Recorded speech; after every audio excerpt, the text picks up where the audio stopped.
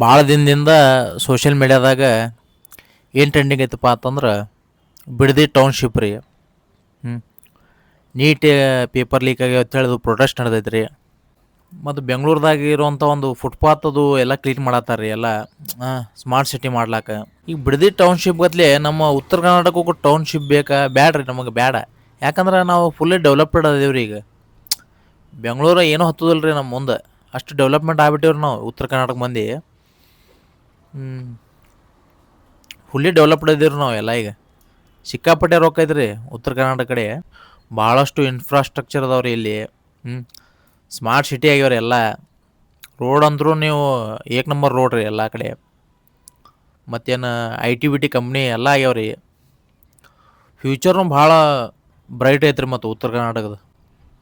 ಯಾಕಂದ್ರೆ ನಾವು ರಾಜಕಾರಣಿಗಳ ಅಂಥವನ್ನು ಆರಿಸ್ತಾರ ಆತೀವ್ರಿ. ಒಳ್ಳೆ ರಾಜಕಾರಣಿಗಳು ಅದಾರ ರೀ, ಸೂಪರ್. ನಮ್ಮ ಸಲುವಾಗಿ ಅವ್ರು ಧ್ವನಿ ಎತ್ತಲಾತ್ತಾರ ರೀ ಎಲ್ಲ. ನಮ್ಮ ಉತ್ತರ ಕರ್ನಾಟಕನ ನಾವು ಎಲ್ಲ ಡೆವಲಪ್ ಮಾಡ್ಬೇಕಂತೇಳಿ ಪಣ ತೊಟ್ಟು ನಿಂತಾರ್ರಿ. ಅಂಥ ಪರಿ ರೋಡ್ ಮಾಡತ್ತಾರ ರೀ, ಅಂಥ ಪರಿ ಇನ್ಫ್ರಾಸ್ಟ್ರಕ್ಚರ್ ಮಾಡತ್ತಾರ ರೀ ಇಲ್ಲಿ. ಭಾರಿ ಡೆವಲಪ್ಮೆಂಟ್ ಆಗ್ಲತ್ತದ ರೀ ಉತ್ತರ ಕರ್ನಾಟಕ.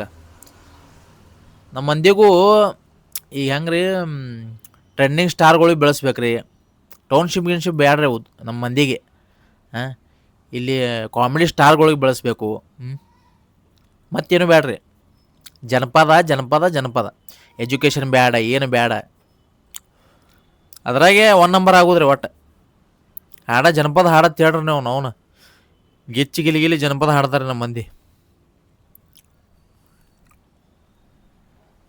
ಸೂಪರ್.